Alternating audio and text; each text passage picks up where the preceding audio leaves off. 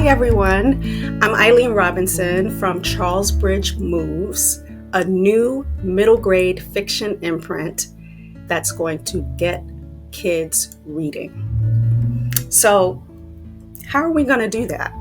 And why Charlesbridge? Well, let me just get right into the books and show you. The Kid is coming out in May, a Western, and I don't think kids have ever stopped loving cowboys. So The Kid is perfect for that. We got Henry Upton in Destiny, Colorado in 1881. He's 14 years old, and it's his job to keep his younger brothers together on the farm now that his mama and papa are gone. And Henry writes stories posing as someone named the Kid, the fastest draw in the West to keep meddling folks away from town. The stories are a major success, but the plan doesn't work. So you've got all these wonderful characters and this great big adventure that's about to happen. Kids will love this. And you know what else they'll love? Taking off this jacket and hanging the poster up. Check this out. Isn't that cool? And there is a QR code on the bottom that they can scan with their phone in order to go beyond the book. And while they have that jacket up on their wall, each Moves book also has artwork on the hardcover itself. So now I have another book for you, Wings to Soar. Look at this cover. Isn't it beautiful? The artist, London Lad, did this in cut paper. And wait until you get the actual book. You'll be able to feel and see the textures. It's absolutely wonderful. So this book is about a refugee. Her name is Viva. And she opens the book by saying, I have a name. It's not refugee. Viva is a 10-year-old Ugandan Asian girl. And in the chilly winter of 1972 in England, she finds herself living at a resettlement camp with her mother and sister. She's been ripped away from friends, her sun-soaked home in Uganda, and separated from her father. So Viva has to navigate loneliness, culture shock, and the chaos of London itself. So she discovers Diana Ross and her supremeness, she calls it. And she's struggling with her identity. She's struggling to find her voice in an unfamiliar land that doesn't want her. And so Diana Ross and the Supremes really help her to get through. So she makes up her own songs, to the rhythm of songs that we all know. And she also carries around a mini Oxford dictionary. She calls it the Mini Blue. She and her father had this habit of looking in the dictionary and discovering new words. So she's going to keep this journal of new words until her father returns. So she has this great thing to show him. So Viva is trying to find a lot of ways, with the help of friends that she's made in the refugee camp, to keep going. She is a very, very spunky little girl. And so readers get to go on that journey with her. And I think this is a very inspiring book, but it's also a very important book. When other kids come into their classrooms or into their neighborhoods and they look different and they don't speak the same way, that kindness and connecting with others is the most important thing. And another really cool thing for the reluctant reader audience is that this book is told in verse. So there is lots of white space. And Viva talks in first person. So she is directly connecting with the audience. This book also contains nonfiction photos, by the way. The story starts in October of 1972, and this is a picture of the refugee camp where Viva would have stayed at that time. So let me share that with you. Who am I? I am a refugee. Refugee. That's what they call me. The workers in the resettlement camp, the newspaper journalists, the television reporters, the prime minister, and the picketers with their angry signs. They call me the refugee from Uganda. I want to shout, I have a name. It's not refugee. It's Viva.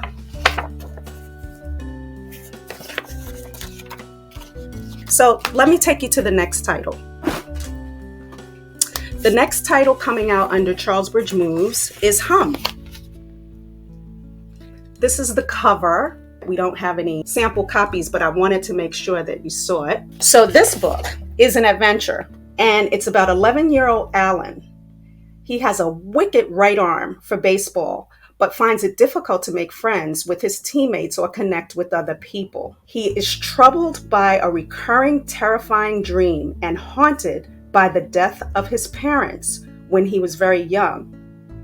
And this persistent humming that he does to himself, he doesn't understand. So his grandmother, who he lives with, they move to make a fresh start, and they move to a small village in northern New York. Alan begins to connect to the community and feel at home in the mountains, but he is also increasingly questioning what has been told to him about his earliest years and his parents' deaths. And then he meets a llama and discovers that he can communicate with it. And they go on an adventure. When the llama's life is threatened, Alan vows to keep him safe. And not only do they go on the adventure, it opens up doors that Alan never thought it would open up into his past. And on the other side, there's a poster. It is a poster of Alan's journey with the llama. So our next title under Moves is a story called Saving Kenny, of which I don't have a cover at this time, but I do want to tell you about it. Saving Kenny is about a 12-year-old boy who lives in an abusive home in the Roxbury neighborhood of Boston. And he lives with his brother and sister and his mom, who tends to go off the rails, and they never know when. So there is a sensitive content warning in the beginning of the book. But in the midst of all of that, he goes to this opera called Aida with his sister, and he falls in love with the costumes on the stage. And he decides he wants to become a costume designer. And all turns out well. It's Kenny's journey, really, that is the important thing to get across to readers. And I think they will become big fans of Kenny. And there will be a poster of Aida that they can hang up, because we think that they will also fall in love with that opera just as much as Kenny does. Very tough subjects, but it gives teachers and students, librarians and patrons, parents and children a conversation starter. A way to talk to each other. And while we're here, I want to address what these books are and who they are for. These books are for reluctant readers. They are middle grade novels for kids ages 8 to 12, maybe 13, depending on the content. And there has been some debate as to struggling readers versus reluctant readers. Struggling readers are readers who struggle phonetically. They haven't gotten past, being able to sound out words, or they're having trouble with that. So it's hard to move on to the next steps of fluency and comprehension. Our books are for reluctant readers, who are readers who can read, but they can't find a book they want to read.